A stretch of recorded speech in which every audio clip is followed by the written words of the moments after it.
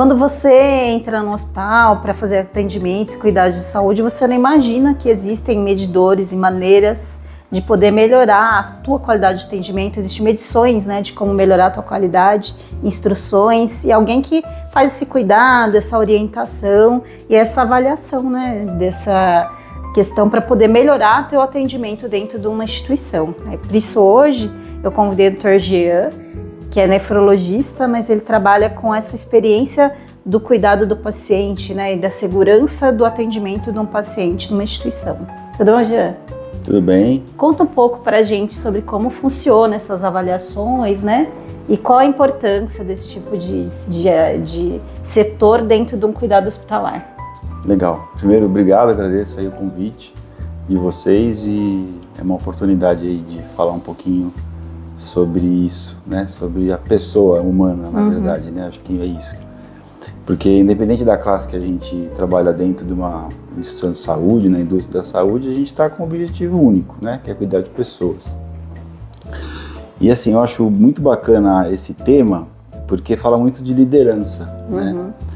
E o líder é o grande responsável, né? Na verdade, a diretoria, a liderança de uma organização é a grande responsável para promover essa mudança e esse cuidado integral, né? Das pessoas e dos colaboradores.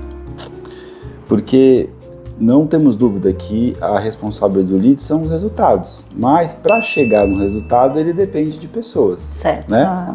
E essas pessoas, elas precisam estar engajadas, elas precisam ter um propósito, né? Elas precisam ter o jeitão da sua organização.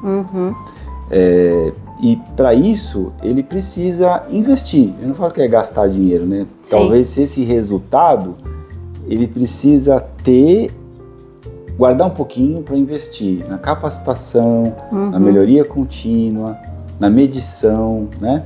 Na promoção da saúde, de celebrar e ser uma liderança inspiradora, né? E esse propósito que vai gerar esse engajamento, esse clima organizacional, né? Que primeiro vem a cultura organizacional, e isso só num hábito dentro da organização, e aí gera o clima organizacional, esse ambiente bom, agradável. Isso tudo faz a promoção e o cuidado centrado da experiência do paciente ser, vamos dizer assim, a alma de uma organização.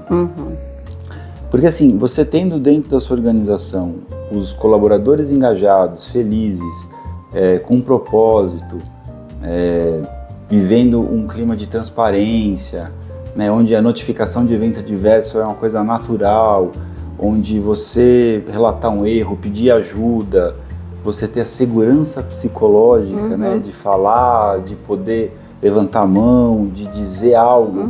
Isso tudo faz muito bem, não só para os colaboradores, né, porque a gente sabe disso, né, a gente tem um monte de artigo. Trabalhar, né, dentro da indústria da saúde não é fácil. Sim. Você precisa ter suas contas pagas, a sua vida boa, né? A gente tem um artigo que eu sempre mostro na aula que assim, um médico dentro de um plantão ou um enfermeiro, ele toma, sei lá, 1.700 decisões em 24 horas, né? Ele tem que checar, sei lá, 1.000 checklists. Então assim, cara, se ele não estiver bem, vai errar, né? Porque o erro é natural, o erro é humano, vai acontecer. O que cabe às organizações é como tratar o erro, né? Sem punição, aprender, entender que aquilo foi um ato não intencional, né? É óbvio que às vezes você tem pessoas que vão pular políticas, enfim, tudo isso tem um diagrama de cultura justa para você tentar caminhar e decidir o que você vai fazer. Mas a grande maioria das vezes, 90%, posso garantir, os erros são organizacionais. Falta de treinamento, falta de capacitação, falta de investimento, né, na pessoa. E aí, como você trata isso dentro de uma organização é que gera, né, essa baixa autoestima, essa desmotivação, burnout, né, a falta de vontade de trabalhar, né, e aí as pessoas estão lá porque precisam estar, porque tem conta, porque tem família. Isso se torna já um fardo, né, não é mais um trabalho, né, é árduo, né? É pesado, né? E adoecem, né? Então, o que a gente precisa é ter líderes inspiradores que capacitem, que entendam que isso, errar é humano, que a gente precisa acolher, que a gente precisa fazer a diferença na vida dessas pessoas para conseguir ter um ambiente adequado e tranquilo. Dentro do escritório da experiência do paciente, né, que é onde a gente, que é uma das minhas especialidades, né, além de qualidade e segurança, esse é um pilar, né, o pilar de métricas, como você falou. E a métrica, ela pode ser feita desde as ouvidorias, né, pensando no paciente, então as ouvidorias, reclame aqui. Eu sempre falo, né, as queixas, as ouvidorias são um presente. Às vezes você gasta fortunas com uma consultoria, e se você lê as ouvidorias, né, junto com as lideranças, e de lá sair projetos estruturados, você às vezes economiza dinheiro e fazendo o que precisa ser feito. Tem N exemplos, assim, desde faltou gancho no banheiro, e aí nunca tinha pensado que precisava de o paciente ia tomar banho, pôr a toalha onde, né? E coisas assim. Eu tenho a história do pirulito, é muito boa também. Tem uma vez que eu estava vendo uma ouvidoria e a mãe estava reclamando que o filho ia tomar vacina, e aí ela fez a ouvidoria porque ele não recebeu o pirulito. Eu falei, minha nossa, olha, quando você fala assim, caramba, vou ter que falar por causa do... Daí eu tomei uma lição nessa vida, porque quando eu liguei para a mãe, ela virou para mim e falou assim, eu fiz um acordo com meu filho, que ele ia tomar vacina e ele ia ganhar um pirulito. E o que mais me doeu foi que, quando eu voltei, ela falou assim, mamãe, eu não confio mais em você. Eu tomei a vacina e eu não ganhei o pirulito. Quando ela falou aquilo, cara, eu falei, meu, o que eu vou fazer? Mandei uma caixa de pirulito para ela. Então assim, aí você fala, cara, tá errado, a gente tinha que ter avisado o cliente que não ia ter mais pirulito, por N motivos, diabetes, crianças que não podem. Podia ter dado outro ganho para criança. Mas tinha que ter avisado, né? Então, uma das métricas do paciente é a ouvidoria, né? Uma grande, que tem um poço de oportunidade de melhoria. E uma das coisas que é legal você trabalhar com os líderes isso, né? É sentar mesmo com os líderes dos departamentos, olhar as ouvidorias e depois ter uma grande reunião onde a gente consiga ver o que é de oportunidade, sei lá, do pronto atendimento, da enfermaria. Por quê? Porque às vezes são oportunidades que não aconteceu ainda na obstetrícia, mas já aconteceu na clínica. Por que eu não posso fazer isso? Então é replicar o que é de bom. Eu falo que essas reuniões é legal porque é a onda do bem, né? Então uma das métricas da experiência do paciente é a ouvidoria. E a segunda é o NPS, que é o Net Promoter Score, né? Que é nada mais do que o índice de recomendação que você tem. Quanto que você recomenda? A pergunta é essa. O seu atendimento. O seu atendimento ou o seu hospital, né? Isso, você pode fazer benchmark com quem você quiser. Com o indústria da saúde, com o Boticário, que é bem justo, né? Mas dá para você fazer, porque eles também têm NPS. E é muito bacana você ter essa capacidade. Quando a gente vai para dentro da área do trabalhador, né, existe uma série de pesquisas, né, de clima organizacional, onde, de novo, você consegue captar qualquer clima, cultura de segurança, punição, levantar a mão, medo, alegria no trabalho, e você consegue também conseguir medir o quanto que, por departamento, por área, por turno, qual é a área que precisa ser trabalhada dentro da experiência do colaborador dentro da sua organização. A grande dificuldade, assim, eu trabalho com isso bastante tempo, 15 anos, né, fora de São Paulo e fazendo consultoria. A grande dificuldade das lideranças é que elas não conseguem escutar ativamente mesmo. Tanto as ouvidorias como a oportunidade de melhoria, como o que os colaboradores trazem como oportunidades. É uma dificuldade, assim, talvez, de analisar dados. Assim. Teve uma vez que eu fui contratado para fazer uma consultoria na Paraíba. E a dor daquele líder era que ele achava que o NPS, né, do Net Promoter Score, daquele pronto atendimento, caiu porque os médicos não sabiam falar. Ele viu que a gente dava uma aula de comunicação e empatia para o médico. Eu fui lá.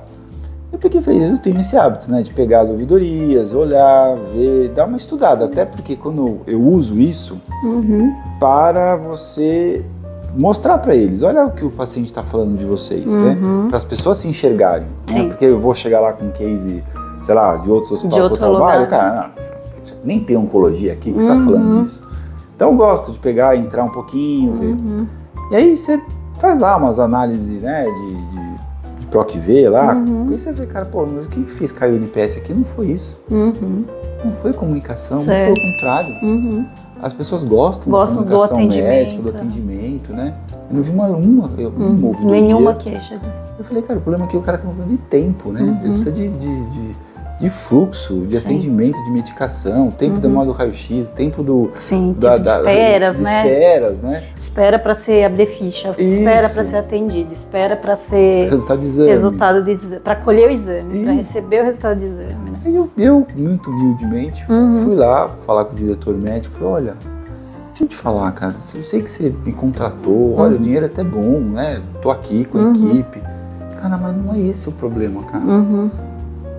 Não sou eu que vou ajudar. Tá tudo certo. Você precisa de uma pessoa que, sei lá, faça um lean, que ajude você no problema de tempo, de espera, de resultado. Ele ficou olhando pra minha cara assim, tô falando sério, não vai dar. Você vai gastar dinheiro e não vai resolver o seu problema, tô sendo sincero com você. Aí ele falou, pô, obrigado. Eu falei, não, tô voltando amanhã, e eu vou trazer uma pessoa para resolver o seu problema. Então assim, você vê, as pessoas, elas se perdessem um pouquinho de tempo, né? Talvez olhando, escutando, analisando dados. Quantos dados você tem e você não consegue extrair o que precisa de verdade? Sim. Metrificar, né? Quem metrifica não porque às vezes tem um líder que fala com ele que determinado plantão teve um problema de comunicação. Daí ele já acha que tem problemas de comunicação. Não duvido que tem. Né? Pode ter também, mas problema. Se ele avaliasse o dado em geral daquela instituição, esse pode ser um problema esporádico de um profissional, mas não é o problema do setor que ele tem, né? Não resolver. Não era aquele remédio que eles precisavam naquele momento. Sim. Pode ser que até depois, eu falei, eu volto aqui depois. O maior prazer. Mas eu acho que você vai estressar a sua equipe com um treinamento que eu acho que não vai fazer sentido. De coração. Daí ele ficou olhando e falou assim, cara, pô, obrigado. Eu falei, não, o dinheiro não tá perdido. Vamos chamar pessoas. Investir em outro setor, né? Eu volto depois. Depois eu acabei voltando lá para fazer algumas coisas junto. Foi muito bacana. Então assim, acho que as métricas, né, você, tanto da parte do paciente, né, que é o que é importante para o resultado, né, de uma companhia, e dos colaboradores, que também, né, porque diminui turnover, você sabe o quanto que isso gasto, né, dentro de RH, de você ter que contratar, quanto tempo que você larga para contratar uma boa pessoa e você perde essa pessoa e volta de novo. Então é importante, né? E do colaborador e do paciente é isso, você fideliza, né? A fidelização, né? Poxa, redes sociais, mídias sociais, um comentário negativo, quantos comentários geram? Vem depois? E quando você passa a atender individualmente as pessoas, quanto isso é importante na escolha dele, do hospital, da instituição, né, do próprio profissional que vai cuidar dele, né? E quem trabalha com uma ouvidoria, né? Uma ouvidoria aberta, né? E quem trabalha com marketing sabe, né, o quão é difícil, né? Quando você põe uma coisa ruim no Reclame Aqui ou dentro do Instagram mesmo, da sua companhia, até você conseguir derrubar aquilo, cara, é um trabalho, né? Então, por isso que eu sempre falo assim, ouvidoria, né? Você responder a ouvidoria por que tem que responder a ouvidoria? Porque primeiro é o que tem que ser feito, né? Segundo, porque garante a fidelização do cliente. Terceiro é a sustentabilidade da sua empresa. Sim. Porque um cliente satisfeito, ele gera uma onda onde ele vai recomendar, de retorno, de recomendação muito grande. Então, isso que as pessoas têm que entender. Né?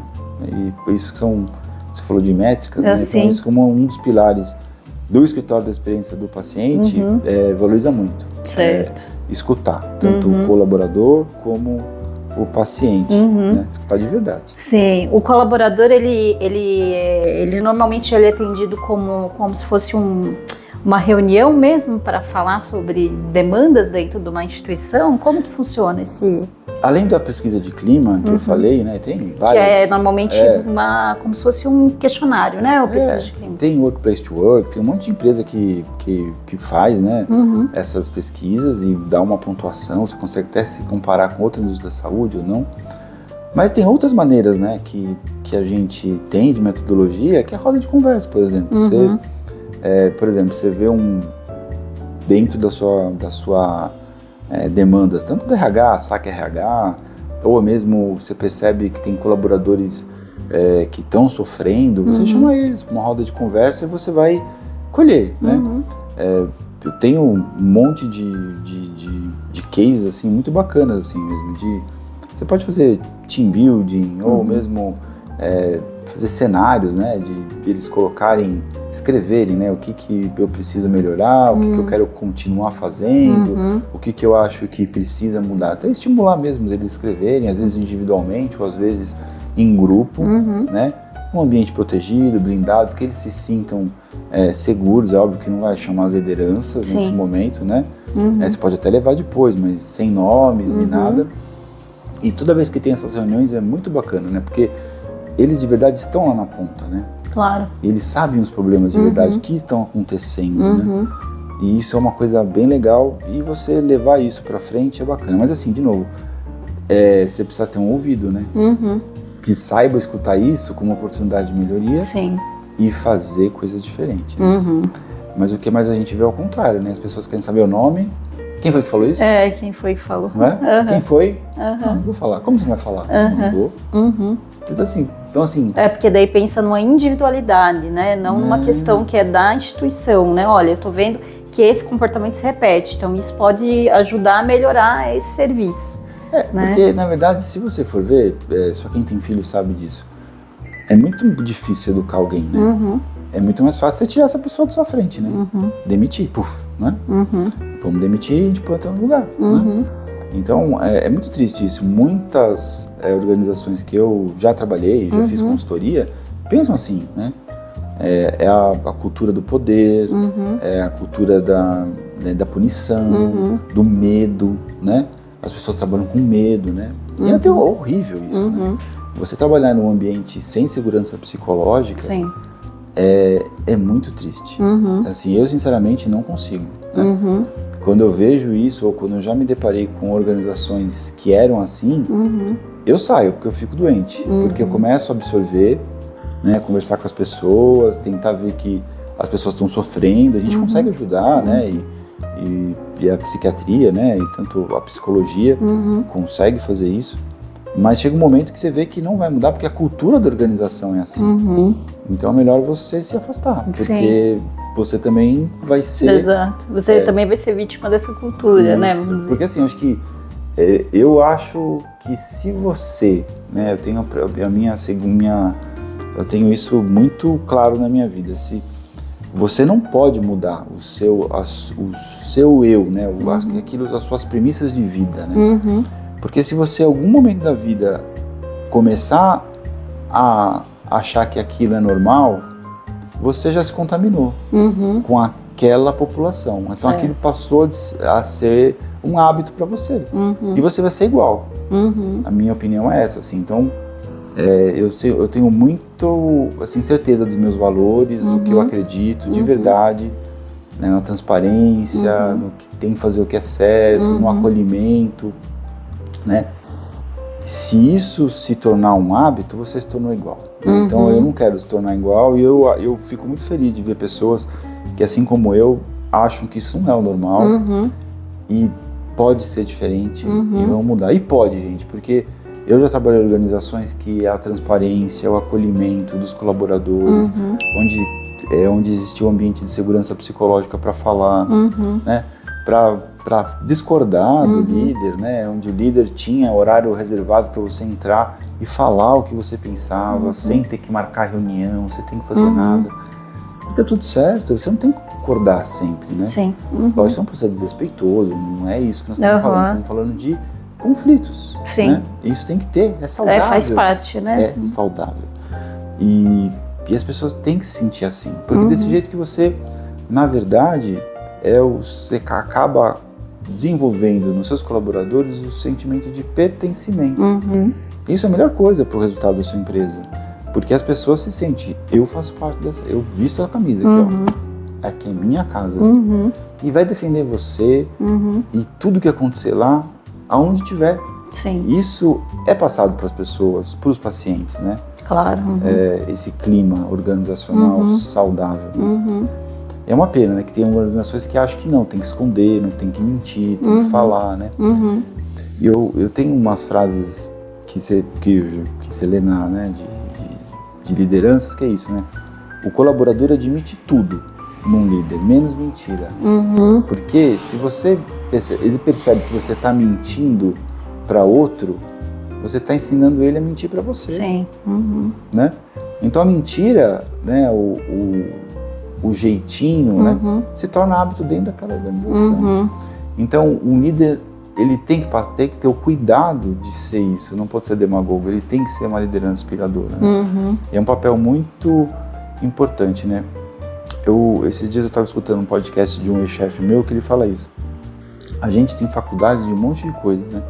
Mas assim, ninguém tem faculdade de liderança. Exato, É só mesmo na vida aprendendo, cara. E assim, é muito triste, assim, porque eu acho que os líderes tinham que ler livros, tinham que escutar podcast, tinham que se capacitar, né? Sim. Porque é uma responsabilidade muito grande.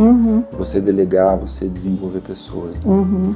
Isso é uma coisa importante. É, que não tem, né, na verdade, nenhuma disciplina, eu acho que nenhum setor, né, nenhuma área de trabalho que desenvolva isso, né, essa habilidade, gestão, né? MBA de gestão, mas cara, não, é só a prática do dia a dia. Sim. Que você vai lá, né, no dia a dia, capacitar pessoas, né, o princípio da autonomia, de delegar, de confiar, né, é muito difícil, né, você trabalhar desse jeito, né? Pessoas de clima organizacionais não saudáveis, né?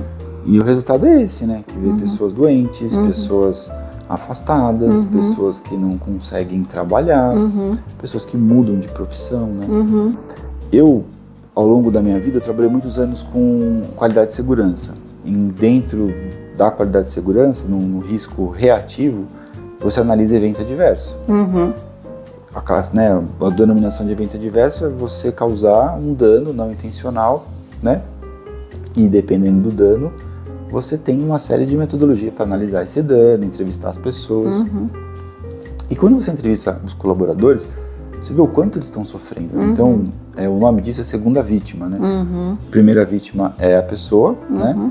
E segunda vítima são os colaboradores e terceira vítima é a própria organização, porque queira ou não queira, vai ter que aprender, às vezes ter gastos financeiros com esses erros. Quem classificou isso é Albert Wu, o nome dele, ele é o Johns Hopkins. E, de novo, não é o peso, né? Quem sofre mais, primeira, segunda vítima, não. É só mesmo que dizer que o colaborador também é uma vítima, né? De novo, cultura justa, a maioria das vezes os erros são organizacionais, são lapsos, são fatalidades, não é nada intencional. E aí, cabe à organização entender que isso é um erro não intencional e acolher o colaborador no ambulatório de segunda vítima. Sim. Eu tive o privilégio de estar na Johns Hopkins e ver o ambulatório lá, chamar RISE, o ambulatório de acolhimento desses colaboradores. Ah, que bacana. Né? Porque é muito triste. Tem pessoas que se suicidam. Sim. Tem pessoas que deixam a profissão, né? Diante de um evento adverso. Então, assim, é muito triste você ver organizações que não se preocupam com o colaborador, muito pelo contrário. Abre sindicância, né? Adverte o colaborador, demite, troca de setor, né? Uma coisa vergonhosa, a pessoa fica com vergonha de trabalhar, né? E fica doente, né? Ou abandona, ou toma remédio, ou desiste, né? E eu tive a oportunidade de trabalhar em organizações que tinha ambulatório, né? É muito legal, assim, durante a entrevista, depois você acaba, a pessoa chora, fica triste, e você fala, olha, você vai receber uma ligação de um psicólogo ou do psiquiatra te convidando para fazer parte do ambulatório, caso você queira, é voluntário, né? É quando você falava isso, a pessoa sabe quando você sentia a pessoa, nossa, realmente esse cara está preocupado comigo, né? Porque vem de uma cultura punitiva, né? Sim. E aí tem medo, né? De falar que errou, a vergonha, né? De se sentir incapaz, deficiente, né? E quando você tem organizações que têm esse canal, né, de acolhimento do colaborador, é total diferença. Assim, é muito bacana, eu acho isso, né? Esse cuidado com o colaborador. E você falou, né? Não é fácil para mim, né? Porque eu vendo essas coisas, você se machuca, né? Claro. Muito. Nossa, e quando eu tinha evento com criança, então? Nossa. É difícil. Sim. Uhum. Você sofre junto, né? Porque você vê o desespero dos colaboradores, dos médicos, dos pais, né? Que eu fazia o disclosure, né? Que nada mais é você chamar as famílias para vir conversar e pedir desculpas. Às vezes, quando tinha mesmo um evento, ou seja, aconteceu um erro, né? Tem uma oportunidade de melhoria. E às vezes as pessoas tinham, né? Aqueles lampantes de emoção, né? De agressividade, porque por mais que eu não tenha feito o evento, eu estava representando a organização. Sim. Então isso virava contra mim, né? Às vezes eu tinha medo mesmo, eu tinha botão de ajuda, porque... Claro. Porque assim, não sei o que aconteceu, não sei que a pessoa estava na bolsa, né? Então Sim. sempre ia eu, lógico, nunca sozinho, né? Então tinha sempre alguém da ouvidoria, tem alguém da qualidade, alguém do jurídico, que não falava que era do jurídico para não ter, mas a gente sempre conversava com as famílias, não era fácil, super difícil. Conversa é estressante, óbvio que tem um preparo, né? Eu fui capacitado para fazer essas conversas, mas não era fácil. Não é fácil. Tem muitos casos de sucesso, de sair, chorar, agradecer, mas tem muitos casos que eram bem difíceis, né? Porque dentro da metodologia do evento diverso, o que a família quer escutar é aquilo que vocês vão fazer para isso não acontecer de novo com outra pessoa. Então esse era o nosso objetivo lá, né? Então a gente trazia oportunidades, né? Qual é a ferramenta, o que a gente vai fazer para aquilo não atingir outro doente de novo. E de novo, assim, eu falo de erro, né? Mas um erro dentro da assistência. Não é erro médico ou erro, porque isso aí quem julga são as classes, né? Não sou eu. E eu sempre deixava bem claro isso na família, se eles queriam saber se foi erro médico, se não, eu via oportunidade de melhoria dentro do processo. Dentro do processo, o que eu vou fazer para isso não acontecer de novo? Né? Quando vinha com isso, eu sempre falava, olha, então procure, né, a comissão de ética da organização e façam uma pergunta. E eles vão te dar essa resposta. Né? Não é o departamento da qualidade que trazia essa resposta. Mas não era fácil, é bem difícil. Claro. E como que você gerencia isso, né? Porque você é quem é a barreira, né, para receber todas essas coisas. Como é o teu gerenciamento do estresse? O que você faz na tua rotina para não chegar a esse estado, né? Cara, graças a Deus eu tenho uma mulher que me ajuda muito, né? Então é conversar, né? Pôr pra fora e chora, né? Nossa, quantas vezes eu chorei. E terapia, né? Não tem jeito. Então tem que fazer e conversar, porque às vezes você somatiza, né? Sim. Poxa vida, né? O que eu fiz, né? Por que a gente não pode fazer diferente? Sim. Então a terapia me ajudava bastante. E faço, né? Eu continuo fazendo e acho que é conversar com a família. Tem alguém, né? Da sua confiança, né? Porque tem coisas às vezes que você não pode, né? Falar, porque são segredos, né? Claro. Organizacionais. Que você tem que colocar pra fora mesmo, né? Pra tentar chegar, poxa vida, olha o que aconteceu, olha o que passou, olha aqui, né? E outra coisa que me ajudava muito era a própria conversa com a equipe que eu trabalhava, né? Isso eu tentava com eles tornar isso mais leve, assim, de trazer isso como oportunidade de melhoria para não acontecer de novo, sabe? Isso era meu presente, vamos dizer assim, né? E isso era bacana. E sabe que isso, dentro das minhas mudanças de São Paulo para São José, eu fiquei aqui tentando achar lugares para eu trabalhar em São José. E fiquei um ano numa empresa, não me adaptei e acabei indo para a indústria farmacêutica. Fazer análise de evento. Legal. Né? Que é dentro da indústria farmacêutica. Achei que ia ser bacana, né? Trabalhar nos Estados Unidos e tal. E esse foi o meu problema, porque lá eu também via casos super graves com moléculas que eu era responsável, só que aí faltou o que eu trabalhei 10 anos, né? Porque eu vi o ciclo inteiro, eu vi o evento, eu conversava, analisava, até aí tá igual a indústria farmacêutica, na farmacovigilância. Eu analisava o evento, eu via, só que eu só classificava na indústria farmacêutica. Às vezes eu classificava, às vezes eu pegava a resposta, e às vezes eu via o final. Então eu não conseguia ver o ciclo inteiro. O ciclo todo, poxa. Sabe que eu entrei em burnout?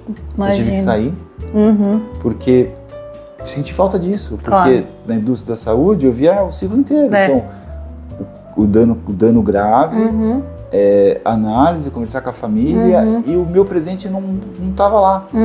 Isso me fez um mal. Com certeza. Você não faz ideia. Então acho que isso é uma outra coisa que você falou do que eu fazia. Além da terapia, além de conversar com a equipe e com a família, eu acho que é isso. São as ferramentas que eu criava para não acontecer de novo, sabe? Não só eu, né? Lógico que junto comigo, graças a Deus, eu tinha uma equipe de especialistas, né? Que me ajudava bastante, criar parecerista, né? Acho que é isso que é importante para fazer planos de ação fortes, sabe? Muito bacana. Mas eu acho que é importante mesmo, né? É como lidar com um processo mesmo, né? De qualquer evento, né? Mas como se fosse um luto também, né? Você lidar com todas as etapas. Você ficando numa etapa parcial, talvez causa mais sofrimento do que você se dedicar a todo o evento, que né? Você já trabalhou com americano na sua vida? Já de atendimento, assim, já. Olha, é bem complicado, assim, porque o que eu fazia? Os casos que eu via, às vezes, no começo, que eu achava que eram graves, eu anotava, tem um código, né? Eu anotava. E depois, passado, eu entrava lá no prontuário para ver o que aconteceu, porque ficava lá os casos, né? Eu ficava entrando para ver, poxa, será que o paciente foi para o hospital? Será que aconteceu alguma coisa? Você acredita que eu tomei advertência por causa disso? Por ir checar. Porque assim, eles falavam assim, cara, tira a carapuça de médico, o paciente não é seu. Não conseguia. Sim. Porque eu queria saber, pô, será que o cara saiu do clinical trial? Será que ele foi transferido? Sim. Será que ele passou mal? Será que ele morreu? Eu ficava desesperado. Mas acho que é por isso que não deu certo. É perfil, né? Mas eu acho que tem muito essa questão de etapas e eles entenderem muito essa questão de que eu sou responsável só por essa etapa. Então o resto não me interessa mais, né? Não, pior que... Conseguir se desligar completamente. Pior que você entrava dentro de um banco, imagina, você pegava a molécula e abria todos os casos. Então você entrava lá e você ia fazendo. Então você pegava casos em vários estágios, entendeu? Já foi, voltou, já passou por um revisor, 2, 3, 4, 5. Enfim, mas eu acho que meus presentes é esses, são as ferramentas também, sabe? Joia. De você ajudar. Que bom. Pra não acontecer de novo. Sim. Coisa que me fazia bem. Que joia. Quero agradecer, então, muito obrigada, viu, Jean, por compartilhar um pouco uma área que, né, o paciente em si tem pouquíssimo acesso a entender, né? Sim. E os colegas médicos também não entendem muito como esse processo, né? Às vezes se compreende muito mais como algo de vigilância e punição institucional, como um processo de auxílio, né, a melhora da qualidade, né, da instituição, né, ou melhora até pessoal para ele também, né? Total, né? Porque errar é humano, a gente vai errar, né? Sim. Tenho certeza. E cabe, o que a diferença é isso, e como as organizações trabalham com erro, né? A cultura japonesa é bem isso, assim, né? De resiliência, né? A gente errou, a gente vai trabalhar, a gente vai criar uma oportunidade, uma ferramenta para não acontecer de novo. Exato. Mas te agradeço também, porque é um tema que as pessoas precisam escutar mais, né? Sim. E trabalhar com erro mesmo, né? E a nossa classe é muito soberba, né? Ela tem essa dificuldade, né? A classe médica, né? A gente não erra, erra. E quando errar, eu tô aqui para te ajudar. Exato. A gente vai estar junto, conversar com a família, vamos te acolher. É uma pena que tem algumas organizações que não entendem assim. Escondem, demite, adverte, pune. E aí fica... Ou não aceita como erro, né? Não trabalha como oportunidade, como crescimento, né? E infelizmente perde o paciente. Sim. Porque o paciente depois descobre, né? E acaba processando, acaba trocando de instituição, de profissional, né? E é uma pena. Queria muito que todas as organizações começassem a mudar, ter essa mudança, né, de percepção, de cultura, e que isso eu te garanto que é muito bacana, a fidelização é enorme. Tá joia. Muito obrigada, viu? Obrigado a vocês.